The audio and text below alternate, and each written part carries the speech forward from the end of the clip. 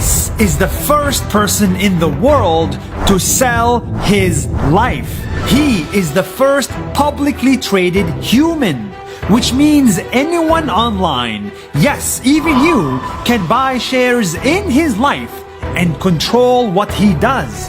You can control what he wears and who he marries. Who is this guy? How did he sell his life? And did the internet force him to break up with his girlfriend? This is a true story. 7 years ago, before Nas Daily, I came across a guy who was selling shares in himself online, just like a stock market.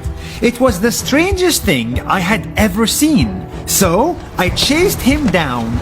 Let's go! To tell you his story.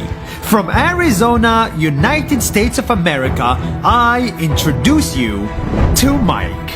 Hi Nas Daily, I'm Mike, and I'm the first person to sell myself on the internet.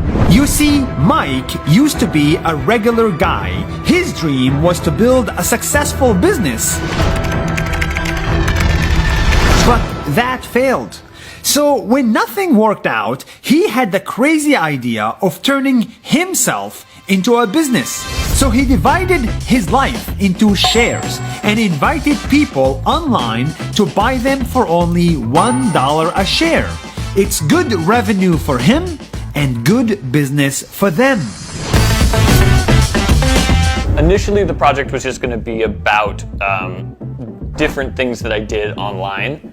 And what happened was it became very clear, very early on, that the shareholders wanted control of my personal life. And so probably within the first, 3 months of launching the project, I started giving them that control over my personal decisions.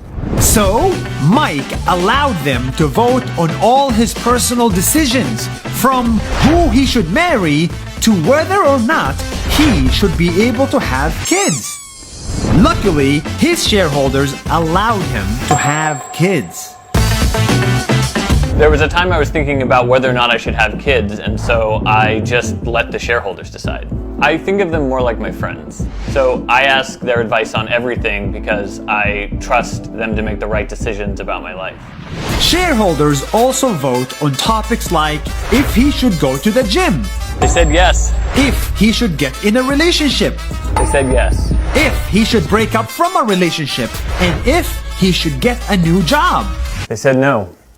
I've been a long-time Democrat, but my shareholders wanted me to become a Republican because it's more business-friendly. So I couldn't say no, spent a few years as a Republican, and then eventually had to give that up.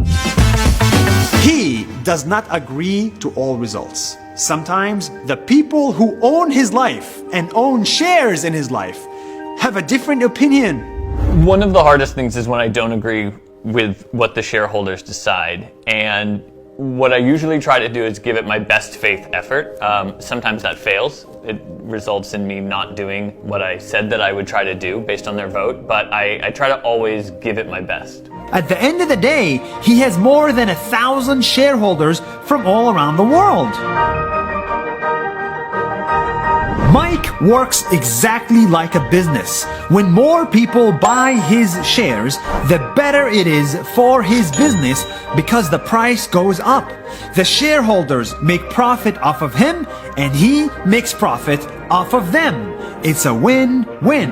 In fact, I myself have bought his shares years ago and made a quick profit of $20. As the community grows, I do have my fears. Like, what if future investors are not as understanding and end up making the wrong decisions for me? But I have faith in people. So far, he's been doing this for 13 years and life has never been better for him. Mike may be crazy, he may believe too much in capitalism, but at the end of the day, he's free to do whatever he wants with his life. And if he wants to legally share it with others, then so be it. Did you like that video?